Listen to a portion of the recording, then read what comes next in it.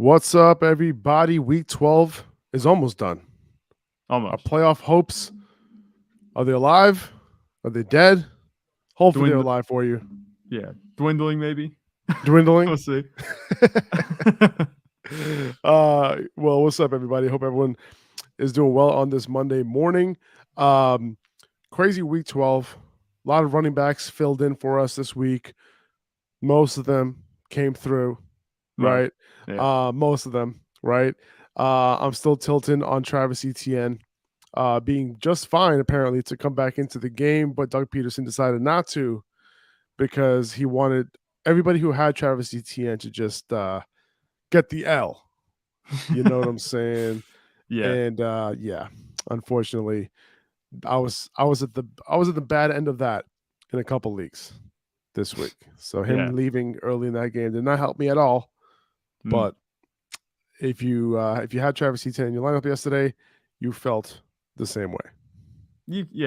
That's tough. I feel bad for you because he was sitting there. I thought it was weird that he came out back onto the field and he wasn't in street clothes. I was like, okay, why is he in uniform? Like, he could easily just step back onto the field. He should be coming out. And in that type of game where it's like, the Jaguars Super Bowl for the season, I mean, the Jaguars aren't making the playoffs. We see that. And Trevor Lawrence played well, but why would you not put Travis Etienne in? Like, you're playing for pride. Why would you not put Etienne in? He looked like he was fine to go. Obviously, like we say all the time on this podcast, we're not doctors, but that would be annoying. Yeah. And I'm tilting a little bit too this week for the first time, I think, this season. Why are you tilting? Oh, Davante Adams. I mean, he got a couple targets, but throughout like the entire fourth quarter, I needed 1 point. Just a little context here. I needed 1 point from either Bryce Perkins, Justin Herbert after he got the 2-point conversion, which wasn't going to happen, or Davante Adams catch a pass. And the Raiders go to overtime. They proceed to not throw to Davante Adams on the first drive. They punt it. Seattle gets it on their own 46 or something. They go nowhere with it. They get my hopes up. They punt it back to the Raiders.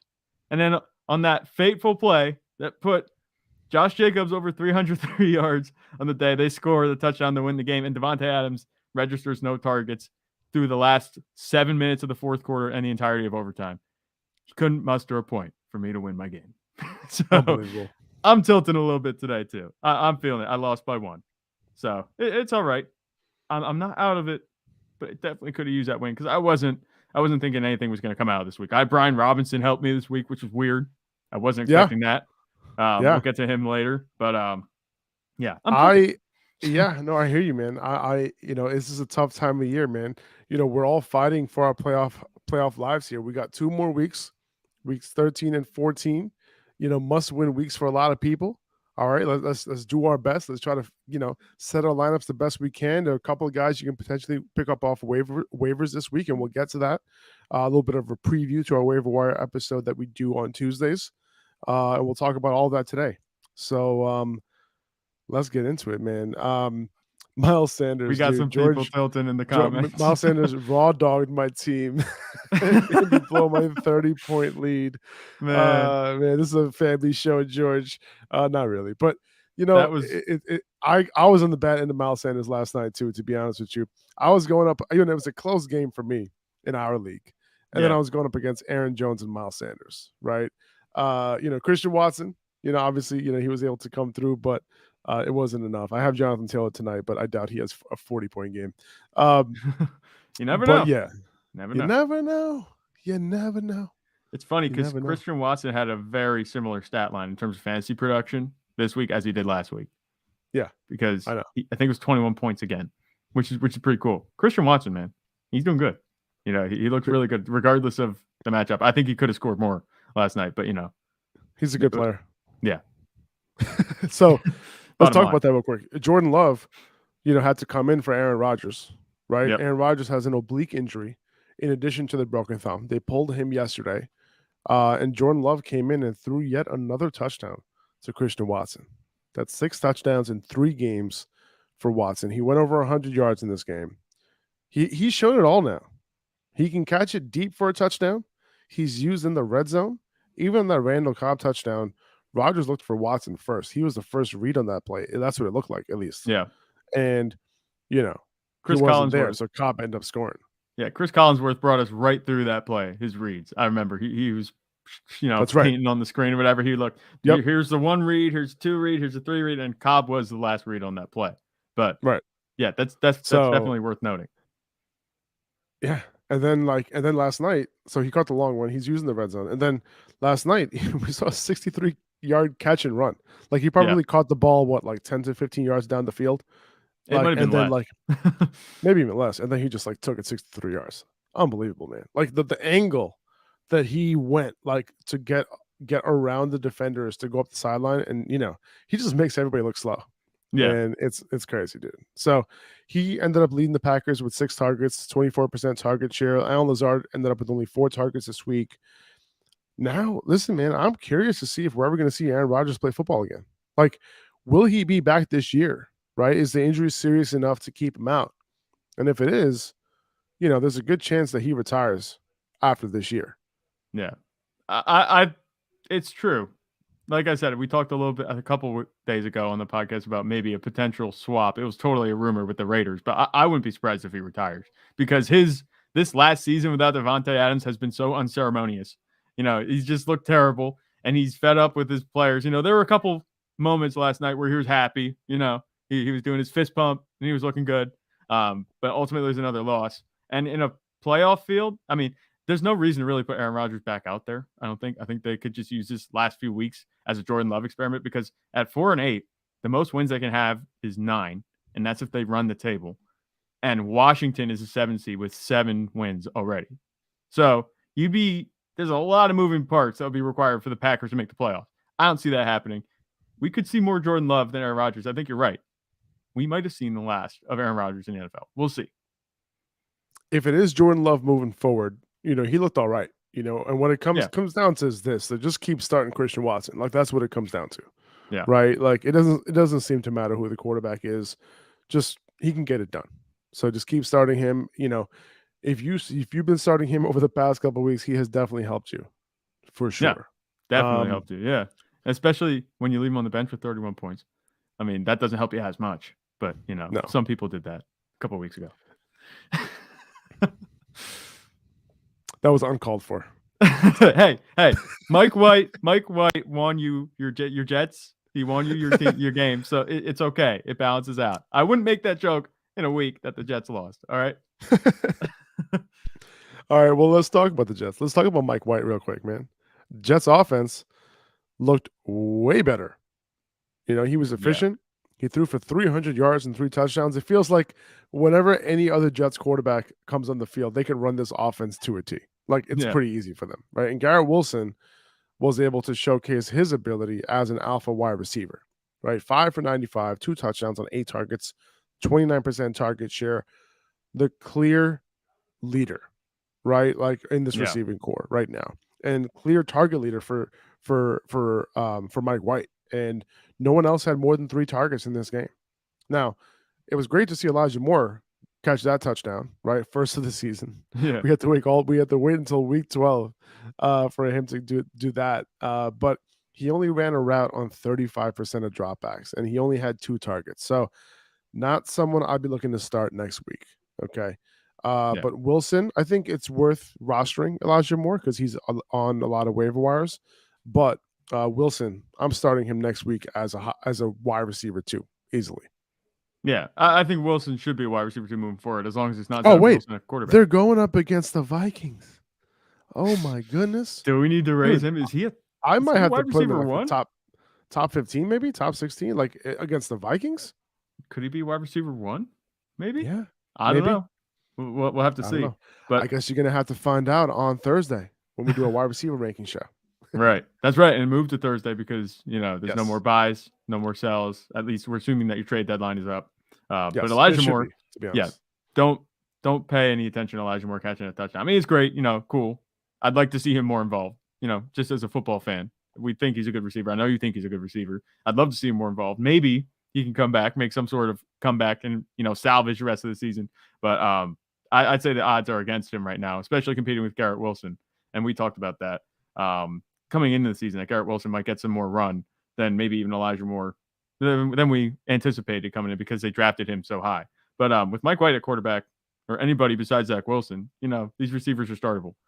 Not so much Elijah Moore, but Garrett Wilson, definitely someone that you want to be starting next week. And like you said, with Minnesota, that's a nice little nugget right there. I wouldn't maybe hesitate to keep him out of the top 12. We'll see. I mean, it's going to be hard not to, because the matchup instant is too analysis. Good. Yeah, exactly. And also Michael Carter, keep an eye on his status this week. He hurt his ankle. No word on whether it's a low ankle, high ankle. We have no idea what the severity is. But Bam Knight, Zonovan Knight, he takes over as the early down back after he gets hurt. James Robinson was a surprise healthy scratch for this game. Ty Johnson's role didn't change much when Michael Carter got hurt. He's still like the passing down guy. So Bam Knight, like, he's the back to pick up here. Ty Johnson, remained the passing down guy when, with Bam Knight playing on early downs. And Knight ended up going over 100 yards and 17 touches. A note on Knight coming out of college. Okay, he's a rookie. He was productive every year in college. He caught 20 balls each of his last 2 seasons, which is pretty good for college ball. And he caught 95.5% of his targets last year, which was first among this year's running back class, at least amongst the ones who had at least 20 targets last year. The big one for me, the stat that stands out the most for Zonovan Knight when we were doing, the analysis leading up to the draft, is that among all 182 running backs who had at least 100 carries in the FBS last year, he was 9th among those 182 running backs in missed tackles force per rush, which is a stat that we look at to kind of like see like, hey, is this guy going to be good in the NFL? And there's a little bit of correlation to that compared to a lot of the other running back stats that we see. Right. So he's a good physical runner. He has some speed. He's shown that he can catch. He returned kicks in college pretty successfully. So I'll be looking to pick him up off the waiver wire this week. Obviously, we have to see how serious Carter's injury is.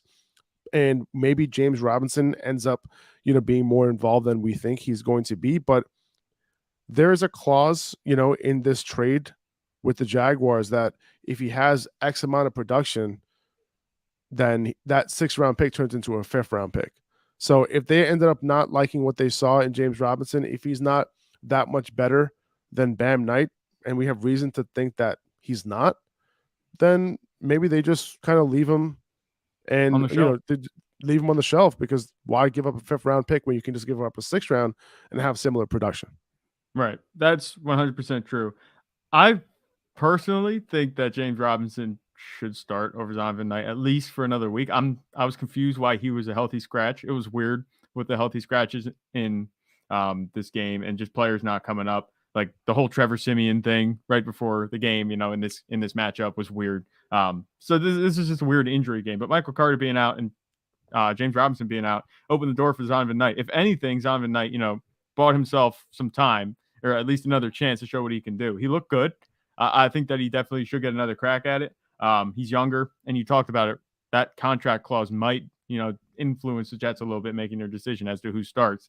But I think James Robinson, they brought him in, to kind of be the guy that comes in and covers for Breece Hall. But if Zonovan Knight could do that, maybe we see more of him. I think next week we might see James Robinson.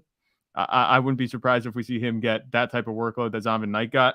But if he doesn't do much with it, I don't think he's at that threshold yet where if they use him next week, he's not going to, like, they're going to be out their 5th round pick instead of the 6th. So it's interesting. It's interesting because they were using Zonovan Knight before Michael Carter got hurt. He had several opportunities in that first half before Michael Carter got hurt. So it's almost like they intended to use Zonovan Knight in this game to replace James Robinson, because he was kind of playing that James Robinson role to start the game. And now you have Zonovan Knight going over 100 yards on his opportunities. I think this is a situation where the Jets are just kind of like, let's see what we have in Bam Knight. Oh, okay, like this dude can play. I think he might be the guy next week. It's a tough matchup against Minnesota, but if the Jets can move the ball through the air, he could potentially put up some points. Yeah, I don't know. This is just speculation, and I don't know how attached the Jets are to Ty Johnson and Michael Carter, but maybe they look at, we brought in Breece Hall, who we know is good. He's just injured. And we brought in Zonovan Knight, who can spell him. Do we need to keep these other guys on the roster? Maybe they just clear house, get young at the running back position. They're on contracts that they're going to be very affordable for the next few years. Maybe that's what they want to do. And that could be the case. So I don't think that's completely out of the question. You're right. if if James Robinson goes to the Jets and he just gets, laid off by the Jets pretty much, the AFC East is going to become the new place for running backs to go to die, because Nyheim Hines did the same thing going to the Bills. Like, he's not getting any touches. James Robinson goes to AFC East. He doesn't get any touches now. He was a healthy scratch. That's just an interesting trend that I'm seeing, but that'll be something to have two running backs that were traded at the deadline and they don't, well, not so much at the deadline, but traded before the deadline, and they both get zero run on their new teams. I find that very odd. Yeah, no, I totally get that. And Mike, it's also because like, look at what James Robinson did in Jacksonville this year. Like, to start the year, he was doing his thing, but like very quickly he became extremely inefficient. And yeah, I did like, if you saw our rookie draft kit, Bam Knight was somebody that I was targeting later in dynasty drafts because of the fact that some of these numbers popped off, right? And he was an interesting runner. Even on the film, he was a pretty physical runner. And I think in my notes, I wrote in that blurb that I wrote in the rookie draft kit, I wrote that he's one of those guys that I haven't seen defenders like fall off of him like any other running back in this class. That's kind of how I said it, like in terms of his physicality. So that was something that was kind of interesting that kind of leapt off the page for me. So we'll see. I'm looking to pick him up because I think there could be some upside here. If the Jets defense can play well throughout the rest of the year and they could be in all the games that they play, with Mike White being a better option at quarterback, with their offense like kind of staying elevated here, then you could the early down back could have some usage here. But yeah, I just have to replace my headphones, Zach. You can keep talking though. I'll be right back. All right. So yeah, with Mike White, I'm not going to spend too much more time on Mike White, but with Mike White, I'm going to say that the Jets offense it's definitely going to be at a level where it's going to be much better than what we saw with Zach Wilson playing. I mean, the last few weeks. It's weird because Zach Wilson looked serviceable, before the debacle against the Patriots, but the Patriots have, just eaten him alive so far in his career. He's played him a couple of times and they just beat him up. But Mike White, I think he's definitely earned himself some time to get some run in this offense. He's going to look good. And I think even if he comes down, I think what we saw from him was like 100% of his ceiling. He looked really good yesterday in the rain. Even if he comes down to 70%, this is an offense that's going to score 20, 24 points a game. And with a good defense, that's going to keep you competitive in every game. So the running backs will be, I think, relevant. Let's move on to Josh Jacobs, man. Can you please talk about what Josh Jacobs did last night? Like, holy shit, dude. Yeah. 33 carries, 229 yards, 2 touchdowns. What a game. It was just ridiculous. And this was like a weird takeover game. I wasn't expecting this. He's been relatively quiet, the past few weeks. He's still been getting it done for you, but it wasn't anything close to that 30-point run that he had a couple weeks ago earlier in the season. But this was just ridiculous. He had a very good game going for him already prior to overtime. And, as you know, I was a little bit tilted because I kept using him. But Josh Jacobs, man, 48 points, 303 yards from scrimmage. Like, we saw Joe Mixon do his thing. He got 55 points, but that was by virtue of 5 touchdowns. The yardage total wasn't anything close to what Josh Jacobs was doing. We knew this was going to be a pretty good matchup for Josh Jacobs coming in because, Seattle, they've been in a couple of shootouts, and the Raiders, we know their defense has been terrible. And this game was ridiculously high scoring at halftime. And we knew that this was going to be the case at that point, that someone was going to have a big game. I expected it to be Davante Adams. He was, oddly quiet coming into it and going through the game, as you know, because I had Davante Adams. But Josh Jacobs, man, just took over this game, and he's looking so good. If I'm not mistaken, did they decline his 5th-year option? I think that was the case because it looks like they made a pretty bad decision with that. Now they're going to have to pay him a lot if they want to keep him. And you don't usually pay running backs a lot, but Josh Jacobs, man, I don't know where this came from. It's just blowing me away. I didn't see this come from at all, just because the usage has never been this way. They got away from using him like they were earlier in the season, but now they're back to it, I guess. And that's the way it's going to be moving forward. 33 carries is no joke. 229 yards on the ground is just ridiculous. Yeah. So that was just the story of the fantasy story of the week coming into the game. 100%. So let's talk about Hollywood Brown real quick. He ended up leading the Cardinals in targets in his first game back. Hopkins, still got it done with 4 catches for 87 yards and a touchdown. But Marquise Brown was not limited at all. No. They didn't. Yeah, go ahead. He ran a route on 33 or 34 dropbacks. He ran 3 more routes than Hopkins did. So start him with confidence next week as a wide receiver 2 if he didn't this week. And by the way, Hollywood ran most of his routes from the slot. I don't know how good that is. Like it's good because he'll get the targets, but I like Hollywood to be targeted downfield more. Maybe when Rondale Moore comes back, that'll happen, but whatever, I'll take it. Kyler only threw the ball 29 times, which isn't normal for him. So expect more targets to go around next week. They ran the ball 25 times with James Conner in this game, which isn't normal, but it made sense given the matchup advantage that they had on the ground. Yeah. So I thought it was funny because we're now talking about Marquise Brown. Suddenly he's in the slot and more questionable Cliff Kingsbury coaching decisions and where they're running routes from. It's just ridiculous. Rondale Moore on the outside, then Marquise Brown comes back and using him in the slot. It makes no sense, but it's okay. We'll deal with it. You talk about wasting no time getting him involved. I think he was the first target of the game. They talked about him maybe being limited. Kyler Murray looked right to him on the first play, and you continue to look to him, throughout the contest. DeAndre Hopkins obviously had the better day because he scored that touchdown, but this is exactly the kind of usage we were seeing from Marquise Brown before, and that's what propelled him to, he was actually a fantasy wide receiver 1, I think low end. I think that's where we were ranking him before he went down with the injury. So this is really good news for Marquise Brown owners. 10 points in his return. We weren't sure what we were going to get. I think that's okay. I'll take that. If I had him and I started him, chances are you had him as a wide receiver 2, so that's all right. But I think he could have wide receiver 1 upside moving forward. The offense looked better yesterday. They kind of fizzled out at the end, obviously, because the Chargers were able to come back and win that game. But, Kyler Murray looked more like Kyler Murray yesterday. And that's good news for Marquise Brown. Yeah, very good news from Marquise Brown. The fact that he came back, led the team in targets, and he led the team in routes means he's perfectly fine. He's good to go. He's ready to be back. So, he could make a little playoff push for you guys moving forward. Let's see. Looking for some other stuff to talk about here. Latavius Murray, he ended up playing an every down role for the Broncos. 82% of snaps, played on 2-minute snaps, played on third down, in addition to his normal early down role. It's most likely Mike Boone gets that, passing down role back once he's back from IR. Could be as early as this upcoming week.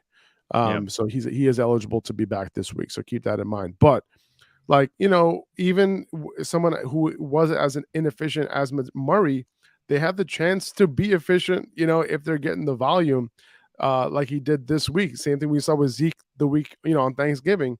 It's like it's going to happen eventually. They're going to break off, a run here or there. And, Murray, despite him being 47 years old, he's still able, to have production if he's going to be given those type of snaps and that type of volume. Yeah, he beat everybody else out in his backfield by a mile. I know they signed Marlon Mack, and he had a while ago. He had no influence on Latavius Murray's carries.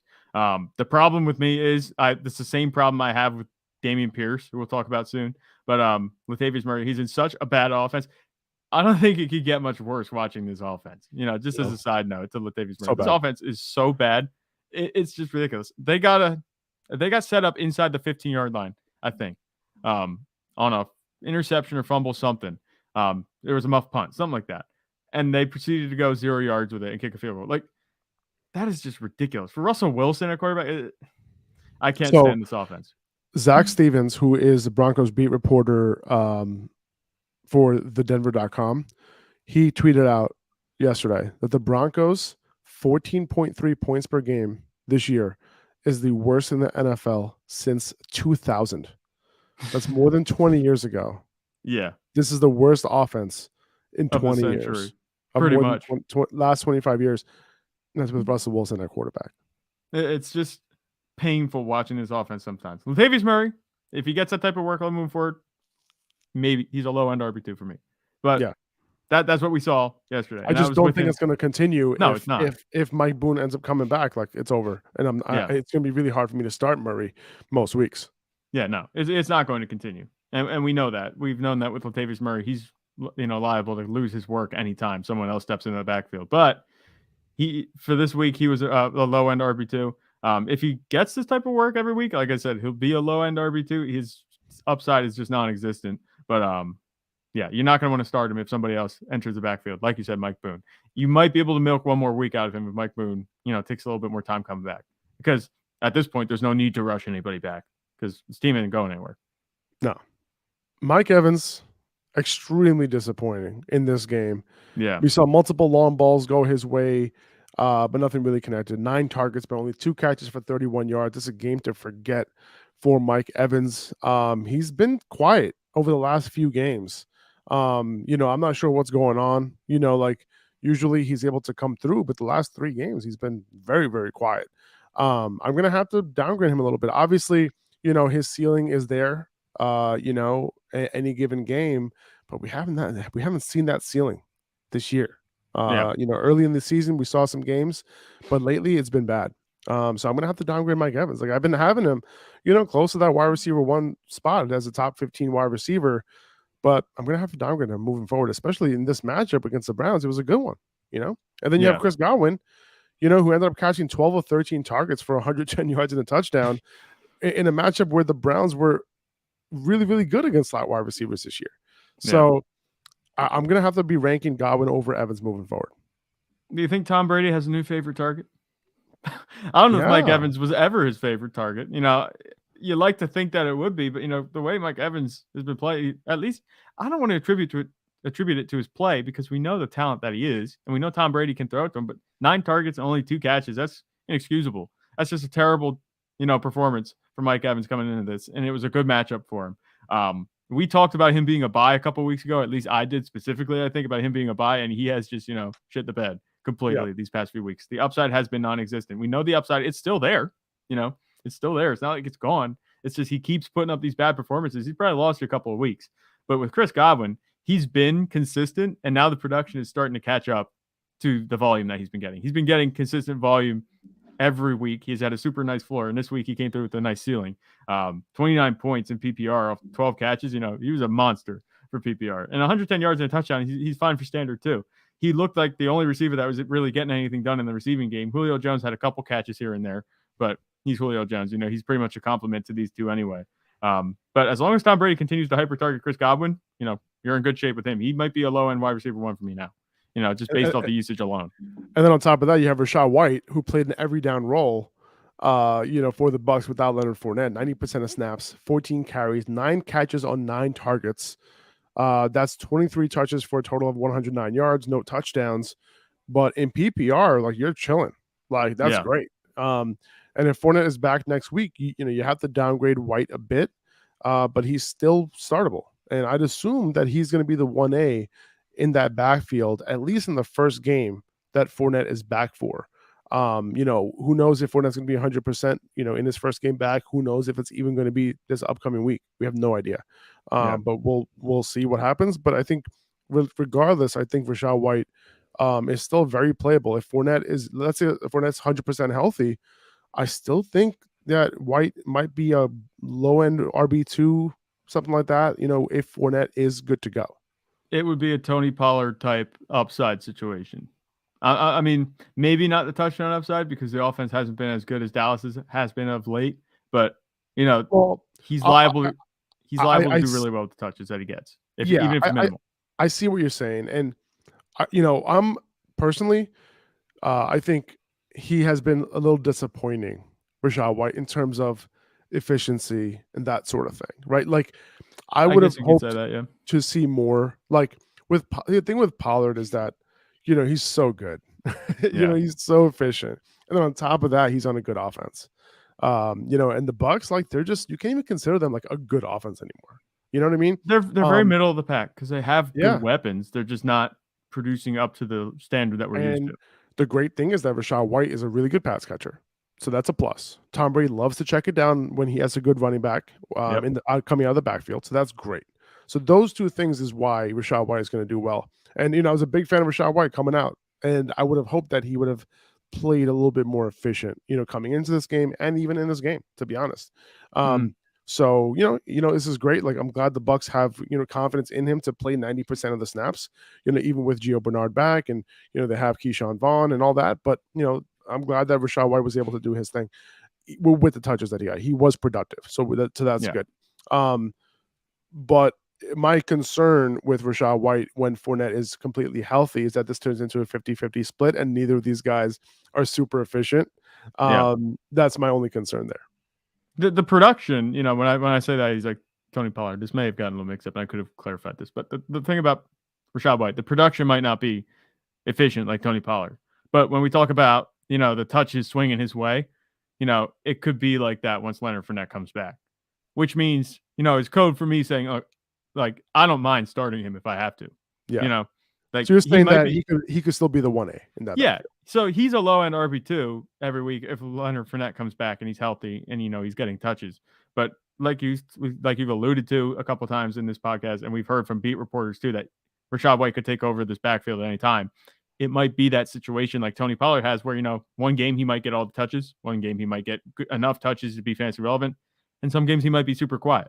But it's not so much the production I'm going to liken to Tony Pollard, but the way that the touches could swing is what I'm saying. That situation could resemble a lot like what we're seeing in Dallas right now. I can see that. Yeah, for sure. Another running back, Travis Etienne, man, he got hurt early in this game. It was a foot injury. He did say after the game, and I quote, "We'll be straight for next week." And that was Jags beat reporter John Shipley asking him how he's feeling after the game. It was initially concerning since it was the same foot as his previous Liz Frank injury. But hopefully what he's saying is true, that he'll be fine for next week. But also Doug Peterson did also say that they could have put him back in the game, but they didn't want to risk anything. So hopefully he'll be good to go next week. JaMychal Hasty, played an every down role while Etienne was out. He put up some points. Could have been Etienne's points. I'm tilting still. Keep in mind that they just signed Darrell Henderson, who was inactive in his first week with the team. So, if Etienne does miss time, then he could be active next week, with JaMychal Hasty. And he could even get more touches than JaMychal Hasty. Who knows? Yeah. But hopefully Etienne will be fine and he'll be good to go, and you can play him next week. So would you say you anticipate Etienne playing? I know we're way far out yet. I would say so. I would anticipate him playing too. It seems all signs seem like he should be good to go. Yeah. And I kind of point to the fact that he didn't, get out of uniform. He was still in game uniform, and it looked like he could have gone in if he needed to, which is weird because it was a close game. I thought maybe if it was a close game, they'd put him back in, but they didn't. JaMychal Hasty did his thing anyway. It looks like JaMychal Hasty's going to be a decent pickup, if you need to, if Travis Etienne would miss time. But I don't think that's going to be the case. We just talked about Travis Etienne maybe starting. You could stash him just in case if you have the bench space. But Darrell Henderson, I'm not sure. It'll be interesting to see. They didn't trade for him or anything. They just picked him up. Maybe they just went him as depth. They looked smart, by picking up Darrell Henderson after Travis Etienne went down. But I'm not anticipating Darrell Henderson rotating too much into this backfield, especially, if Travis Etienne's all right. It's not like he's going to be coming in and playing a 1B role to Travis Etienne. Etienne is far and away a better talent, and Darrell Henderson looks like it's just depth at this point. But if it's JaMychal Hasty leading the backfield and Travis Etienne's out, Darrell Henderson could rotate in. I don't think his ceiling is very high. But if you need someone for their floor, and you had him when he was on the Rams, I could see similar production to what he was doing on the Rams. If Etienne doesn't practice all week and Henderson, obviously gets some practice time in, and Etienne ends up missing, I don't expect him to miss. But if he does end up missing, then I think I would just avoid this backfield. Basically, I wouldn't start Hasty or Henderson. All right, that's fair. That makes sense. It's not a good offense. The Ravens defense came back to earth in a big way against Jacksonville, but because who knows how involved Henderson will be, and Hasty isn't that good of a running back, so I'm not sure I would bother personally. Yeah. Jeff Wilson had an amazing matchup coming into this week against the Texans without Raheem Mostert, so of course he's going to average only 3 yards a carry. 13 carries for 39 yards. At least he's scored before he got dinged up. So he was out of this game for a little while. So that obviously, didn't do any favors for his volume, but he did catch only one ball for 13 yards. Didn't have the most amazing day. The ceiling wasn't as high as it could. I mean, he didn't hit the high ceiling that, we thought he could hit this week. Had him as an RB1, but that didn't work out. Jeff Wilson, it looked like he was going to have a good game, but the Dolphins offense went up not the Dolphins offense, just Dolphins team in general went up so fast in this game. Yeah. It's like there was no chance for any type of fantasy production. They pulled Tua after halftime. Yeah, He didn't. exactly. I don't think he played another snap. Tyreek Hill had 15 points. Jalen Waddle had 13. It wasn't explosive at all, but they were up by 30 at halftime. Yeah. So it's like, where did the points go? How did we get here so fast without any of these players doing anything? I mean, obviously Jeff Wilson, you said he did score that touchdown, but outside of that, I mean, no noteworthy fantasy performance came out of this game. A lot of people just kind of, got their knees chopped by this performance because they didn't play half the game. So if you started these guys, you're probably upset a little bit. Houston made a bit of a game at the end, and maybe you thought they put the starters back in just for one more run at glory, but that didn't happen. So it looks like I'm not worried about any of these players. It's just the way the game script worked, that they were way up on the Texans, and we thought that was going to happen. But Jeff Wilson, he didn't really capitalize on a good matchup, and I was really surprised. Yeah, unfortunately. T. Higgins comes through. Let's move to this Bengals game. He came through once again with Ja'Marr Chase out. He caught 7 of 9 targets for 114 yards and a touchdown. Tyler Boyd, man, 2 catches for 16 yards. Again, not coming through with Ja'Marr Chase out. It was a good matchup, right? And now we're not going to start him next week with Ja'Marr Chase back, and of course he's going to go off. Yeah, I'm sure he will. It looks like Ja'Marr Chase is going to be back this week, though. So you'll be able to start him, hopefully. Yeah. Trenton Irwin had a really impressive catch. Tyler Boyd, I don't know. I don't want to say he's getting outplayed, but Tyler Boyd has been super quiet as of late. He's kind of, I don't want to say he's looking expendable, but with Ja'Marr Chase coming back, you can't really envision him having any better production than this. But like you said, just because Ja'Marr Chase coming back, he's going to go off next week. We'll see. Of course. But T. Higgins, he showed out again, like you said. And I was actually really happy to see that, besides the fact that I was playing against him this week. But, we talked about it like 2 weeks ago, I think it was. We said, T. Higgins has been awful quiet with Ja'Marr Chase out. And then these past 2 weeks, he's done really well. So it's like maybe we have a little power here. I don't know. But he looked really good. Joe Burrow was throwing up those jump balls, and that's where he's going to make his money. And he did, definitely, against a rookie corner who wouldn't, right? If you watch a game, he was just beating him all day. You see this in the game, good things are happening. And for those who are listening, Zach is tapping his head. The head top, yep. For the jump ball. Samaje Perine, 17 carries, 4 catches on 7 targets, 24 opportunities in this game, 80% of snaps, and he came through. Very solid performance despite the tough matchup. He did end up getting a goal line carry, and he ended up scoring because they were able to move the ball through the air. Perine looked good, man. I think he's a good player, and he looked good. You can kind of understand why they want to like mix him in a little bit with Mixon. But yeah, like I kind of like Perine. Whenever Mixon doesn't play, it kind of seems like he comes through. Even in a tough matchup, he was able to do his thing. Yeah, I mean, if you watch Perine, it was one of the things I was kind of surprised at yesterday. He's like, okay, breaking tackles and all that. Yeah, he looked really good, like contact balance. Like it wasn't elite, but it was just like, okay, this guy's he's not taking lightly the fact that he's getting the start today. He was out there to play football, and he did, and he turned in a good fantasy performance. I was pleasantly surprised by that. I've seen him play, and I picked him up in the last week of last season thinking that he'd be able to do this type of thing, and I think he got 0 touches. I remember it was really upsetting, but Samaje Perine, he looks good. I mean, can we call him a handcuff? I think we might be able to. He's definitely a handcuff. He's been a handcuff this whole time. Yeah. Okay, he's been super quiet. I mean, we don't see Joe Mixon miss a lot. That's why maybe I was kind of, Well, are we calling him a handcuff? We did see him miss a lot before last season. Yeah, before last season, and this season. And Perine, even before that last season, Perine was coming in for him. I mean, we had Gio there too for like the season before that, but in 2020, we saw a couple Perine games. But since Zach Taylor has been there, it seems like Perine has been the guy.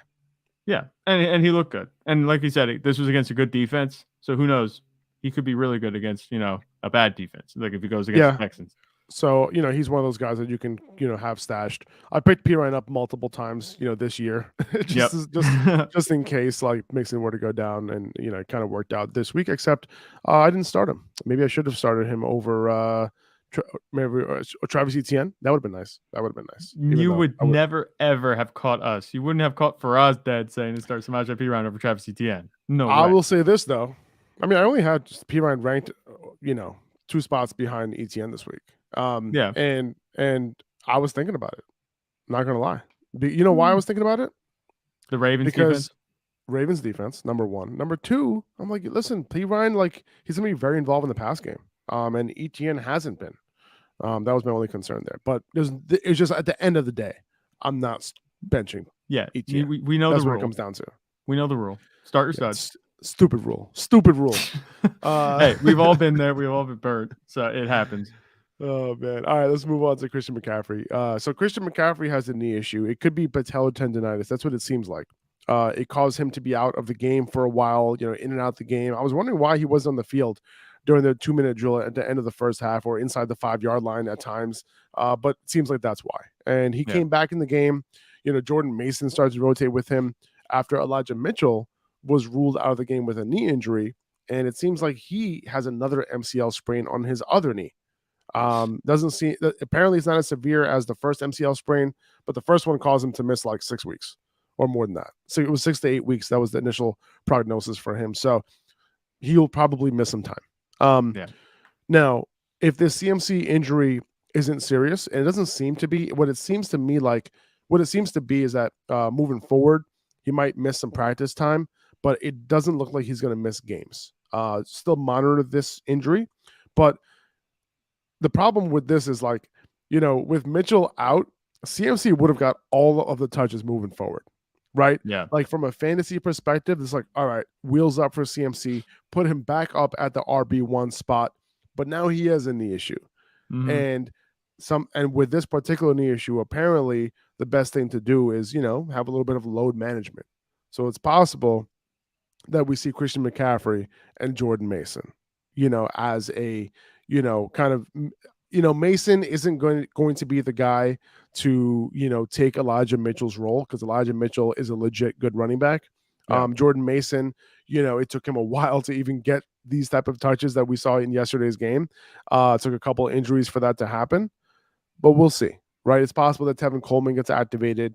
I doubt he gets a lot of touches, but if Christian McCaffrey is good to go, if he can manage, I guess, if there's any pain associated to this injury, if he can manage that pain just to kind of close out the year, I know that they have playoff and Super Bowl aspirations here. Are they going to, you know, give Christian McCaffrey, you know, 20, 25 touches a game? I'm not sure. But with Elijah Mitchell kind of out of the way for the next several games, maybe we have a little bit of a boost in Christian McCaffrey's value despite the knee issues that he has going on right now himself. Right. I wouldn't be mad as a Christian McCaffrey manager if they did load management this week and Elijah Mitchell misses a few more games and he comes back and he gets his full workload 2 weeks after that. I mean, unless you really need to win, you know, to get in the playoffs, it's really bad timing for this injury for Christian McCaffrey because definitely, like you said, I was 100% going to be like, yeah, Christian McCaffrey's back. He's the RB1 overall every week. But that's not the case now. He's going to be dealing with that injury. We'll see how it affects him. He is on a better offense. Maybe if he could just get some quality touches, you know, he'll be able to do his thing. But I don't think they're going to use him as a workhorse, especially if they're rotating Elijah Mitchell and, you know, even with him being on the team and Elijah Mitchell being healthy and Christian McCaffrey now being there. I was hoping he'd be able to get back up to that 40-point upside, but that's not going to happen at this point. I think he can get back to that. If they manage the injury the right way, he could be back to it as early as next week, assuming Elijah Mitchell's out, you know, for more than one game or two. But yeah, with Christian McCaffrey being injured now and Jordan Mason, like you said, he looked all right. He didn't get a whole lot of work, but he looked all right. They're going to be rotating him in definitely, and it's going to hurt his workload a little bit, and it's going to cap his ceiling. So I think the fallout, the bottom line here with this whole event, this string of injuries, is that Christian McCaffrey is going to be pretty much sitting right where we had him, you know, last week. I think so. I think he gets a little bit of a boost because I don't see Jordan Mason or Tevin Coleman like taking like the money touches away. Like, yeah, you have an argument for putting in Elijah Mitchell in certain situations, but like if you have Jordan Mason on the field when you have Christian McCaffrey on the sideline, you know what I mean? If you have Tevin Coleman on the field when you have Christian McCaffrey on the sideline, it's like, what are we doing here? You know what I'm saying? So like, I think because of that, he gets a little bit of a boost. Hopefully that tendonitis isn't something that has to limit him too much. That's the hope. But we'll see. Don't be surprised if Christian McCaffrey misses some practice time this week. But hopefully he'll be good to go for the game. Yeah. Isiah Pacheco, 23 touches for him, pretty notable in CEH's first game. Missed 85% of the rushing share for those running backs, for that running back room. That's pretty solid. And he got goal line work as well, and he ended up scoring. So I think he's a solid RB2 moving forward, if the Chiefs are willing to give him, 23 touches in a game and goal line work. Yeah, so this was the most, lopsided distribution of touches I think we've seen all season from the Chiefs in terms of the backfield. And it's all going in Isiah Pacheco's favor. Obviously, he's not used in a receiving game like Jerick McKinnon is, but that's just been Jerick McKinnon's game. He's just a pass catching back. You could telegraph, what their play is going to be. If he's on the field, they're not going to be handing it to him. But Isiah Pacheco, he's getting the carries. He looks good. He doesn't look like a bad runner. Obviously, the efficiency wasn't like pristine. It wasn't awesome, but he's doing what he needs to do. He's the early down back. He's getting the carries. I don't want to say they're getting, overly balanced. I don't say they're getting towards the run to the point where they're a balanced offense. Is still pass first, but Isiah Pacheco is definitely, tipping the scale a little bit towards more run schemes and games. Yeah, because they're up in games a lot too. So he has that working for him. Exactly. And exactly, right? Like they're willing to run it if they're up, right? And that's good. That's good for Pacheco. And the fact that he's able to get those goal line carries, that's huge as well. One thing to note is that Pacheco still ran 15 routes. Like he only had one target, one catch. It was a nice catch. Like, he I think he came out of the slot or something, and then, kind of ran like a quick slant, caught it like on a rope, and and got some 15 yards or something like that. So he ran 15 routes in this game. McKinnon ran 20, so only 5 less routes than McKinnon. He just ended up not getting targeted. So that's a good sign as well. It's not like he's just coming off the field for every route that needs to be run, for every pass play that, he's not coming off the field for those, which is great. So hopefully he gets a couple targets moving forward. So this is a good sign for Pacheco moving forward. A couple targets would be huge for his fantasy value because right now he's getting all the rushing work. 100%.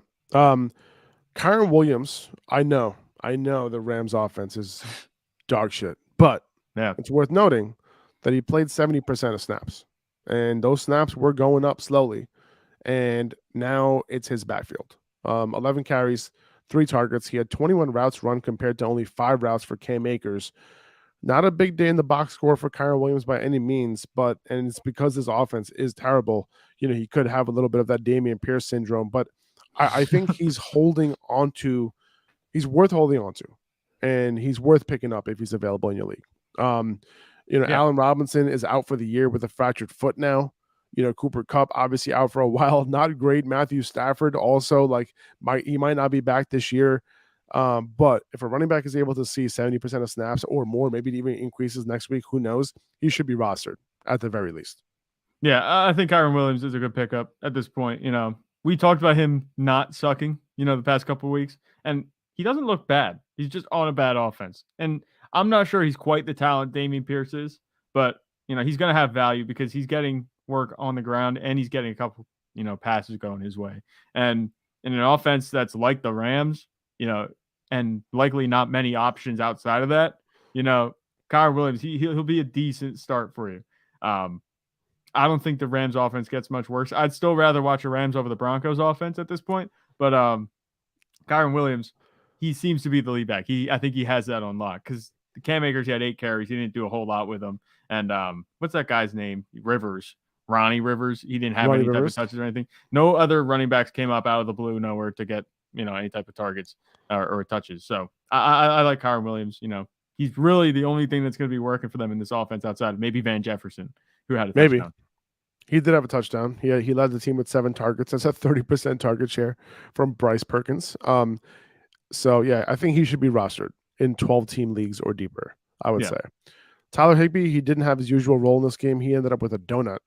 He was questionable coming into the game. He ran only 10 routes. If he gets some full practices in this week, he'll be worth starting in PPR again. If not, he'll be very risky, and I wouldn't bother starting him. I wouldn't drop him because the week before, he ran like 90% of dropbacks, but then he had a knee issue come up, and then now he went back into purgatory, which sucks. But, he's worth holding on to because he could end up leading this team in targets the rest of the way. When Bryce Perkins was in the week before, he got a majority of the targets, from him. So, don't I know like having a 0 sucks. I didn't start him because it didn't seem like he was going to play, but then he ended up being active, but he only ran 10 routes. Didn't really work out either way. Now on the other side of the ball, again, back to the Chiefs. If you're wondering what happened with JuJu, he only had a couple catches in this game. He didn't have his usual role in his first game back. He ran a route on less than 50% of Mahomes' dropbacks. That should go up back to normal next week. It kind of sucks that you have to burn a starting spot for JuJu this week, and he didn't have a full-time role. Usually coming off a concussion, you normally have your full role back, but in this case, the Chiefs were kind of playing it slow, and the Chiefs really don't care. Like the Chiefs rotate like players like I've never seen. Like Andy Reid has so many guys that he plays, so many rotations, right? Running back, wide receiver, like it doesn't matter. But Sky Moore got some touches. Yeah, but even him, like he only ran like 15 routes. Which is crazy. Like Sky Moore is being targeted at such a high rate on a per route run basis that when he ends up getting a full-time role, like he's gonna be really good, especially with Patrick Mahomes. So I can't wait for that to happen. People talked about him as kind of filling that Tyreek Hill role, and I know we said about Kadarius Toney doing that a couple weeks ago, but that hasn't been the case. JuJu Smith-Schuster, he had a quiet return. I think you could, chalk it up to the fact maybe, okay, this injury, this concussion it hampered him a little bit. And, that's going to be player to player, whether they get their whole workload back or not. It's going to be finicky. But you could also chalk it up to the fact that they're playing the Rams. There was no pressure on the Chiefs offense at all this game. They went up and the Rams offense was just like trudging along. They were hardly getting anywhere downfield. They didn't have to throw it a ton this game. That's why Isiah Pacheco got 22 carries. I wasn't surprised to see him have a quiet game. I think he's still turned in a decent game, enough to, tell me that he's going to be fine. But this week, it's just bad luck that he didn't have a very good performance. But the Chiefs had no reason to, throw the ball a ton, and they didn't. Definitely. So going back to that Packers game real quick, like, we talked about Christian Watson and Aaron Rodgers and Jordan Love, but Miles Sanders, though, 21 carries, 143 yards and 2 touchdowns, his best outing of the season. Like he balled out, dude. Of course, he had to go up against me yesterday, but I don't think any of us envisioned this type of potential game for Sanders this year. Like, I don't think he did either, right? He told us not to draft his ass. So I don't even think he knew what was going on. Like, he was surprised as anybody. Like, he's like, oh, another touch for me today? Oh, okay, cool. And he did his thing, man. He had a really, really good game. And then Jalen Hurts, man, finished with 157 rushing yards on top of his 153 passing yards. What a performance by him. There were a lot of fantasy points scored in this game last night. But we did cover Christian Watson already. What a baller. Not much else to talk about. Darnell Mooney, man, it seems like he's going to be out for the season. Unfortunately, didn't have the best year, but we knew the type of talent. And then he was kind of coming on a little bit with Justin Fields doing his thing. So now Justin Fields is going to be down his best wide receiver moving forward, even if he does end up coming back this year, which really sucks for Justin Fields. Now his wide receiver one is going to be Chase Claypool, and that's not really a good situation to be in. It's not fantastic. Chase Claypool, he didn't look too bad. He just didn't have a very high production, and that's just what you're going to get with this offense with Trevor Siemian at quarterback. Justin Fields, I think, can elevate it a little bit, make this offense a little bit better. It does suck that he's not going to have Darnell Mooney because he was looking for him a lot. He was a nice deep threat for the Bears, Darnell Mooney was, but Chase Claypool, he might be all right. He had that one catch. Well, it wasn't a catch, but he got Sauce Gardner on the one play for pass interference. I think there could have been another one where Sauce Gardner was getting a little pass interference there too. Early in the game, it looked like the Jets corners were getting beat a little bit. DJ Reed had that one catch by Byron Pringle of all guys, at the beginning. But outside of that, there wasn't much going on. I wouldn't really rank any of these Bears receivers inside top 24. I'd have trouble putting Chase Claypool inside the top 36 because it seems like the Justin Fields show is going to run now through Cole Kmet and maybe, I don't know, passing the running backs. We'll see. We'll have to see how it goes when Justin Fields comes back. But it definitely hurts having Darnell Mooney out. I wouldn't upgrade Chase Claypool too much from where we had him before. And he wasn't very fantasy relevant in the first place.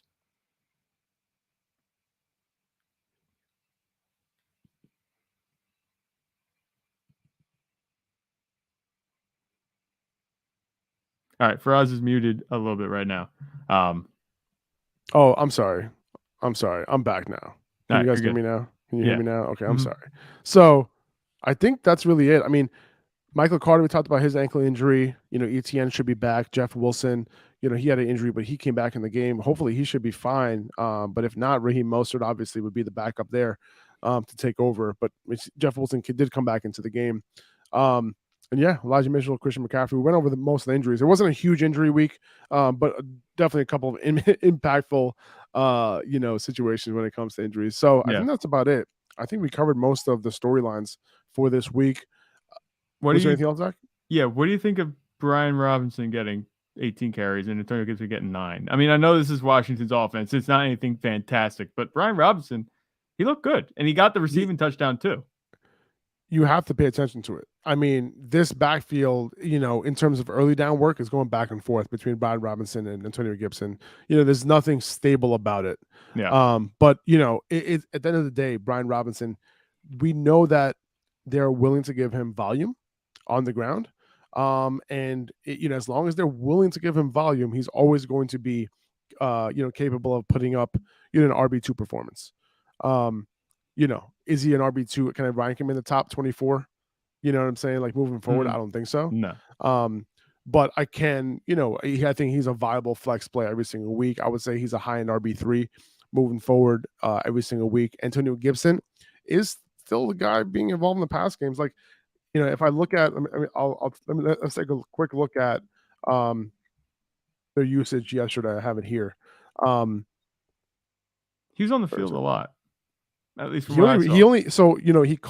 had 3 targets in this game, but he only ran 7 routes. Brian Robinson. So that touchdown that he caught, it was 1 of 7 routes that he ran. So he's not the primary guy, when it comes to that. So I wouldn't expect, receiving touchdown, at all moving forward, anything like that. But, it was this in terms of snaps, it was pretty split, 50-50, 30 snaps for Robinson and 26 for Antonio Gibson. And yeah, I guess at right now, they just prefer to have Brian Robinson as their primary early down back, and Gibson being the primary passing down back right now. That's how I see it. But I don't think I can rank Robinson. If you're only going to run that many routes per game, I don't think I can rank you even as a low end RB2, because you're going to be touchdown dependent either way. Right. Yeah, that makes sense. I like seeing Brian Robinson do well. But you're right. He wasn't super efficient anyway, and you're not going to be able to trust either of these running backs, on a week-to-week basis. So that's where it's going to be. I think I would still rank Gibson though as a low-end RB2 because of the fact that he ended up only seeing 3 targets in this game, and that's not normal for him. Like usually he's been seeing more targets. They were playing Atlanta.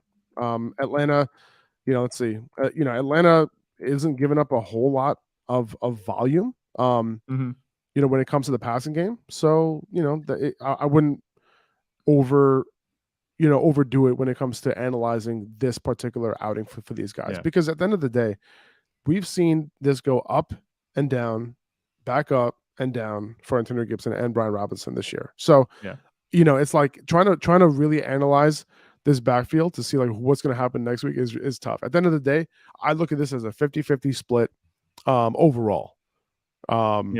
Moving forward. It's funny. I'm looking at the game log here as a final note that we said about 3 targets not being the norm for Antonio Gibson, but the past 4 weeks he's had exactly 3 targets a game. Really?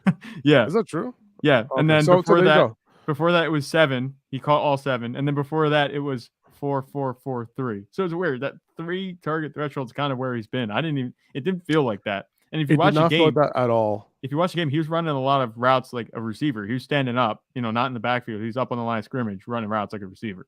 I saw a couple of those, at least.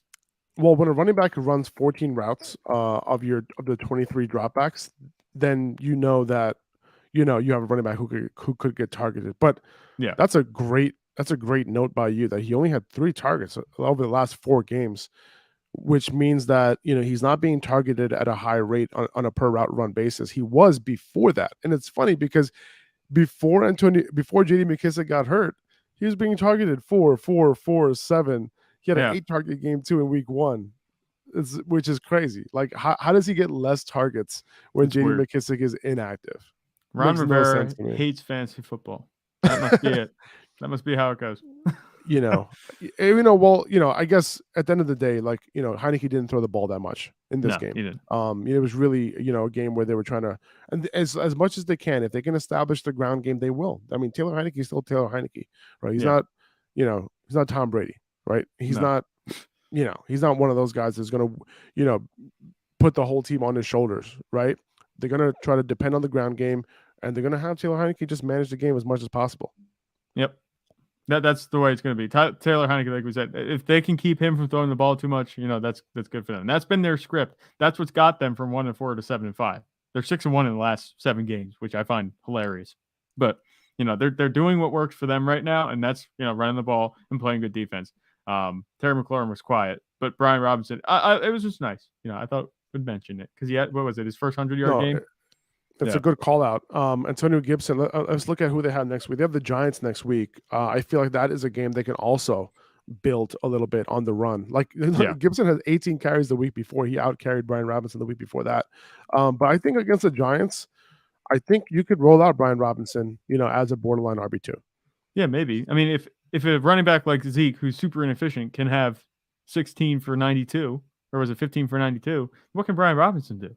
Right? No, I agree. I mean, all year long, the Giants have been pretty vulnerable to the ground game. And they've given up the 7th most rushing yards to running backs this year. So, yeah, I think next week you can start Brian Robinson as a borderline RB2, someone who, if he gets into the end zone with, 15 plus carries, then you're looking okay.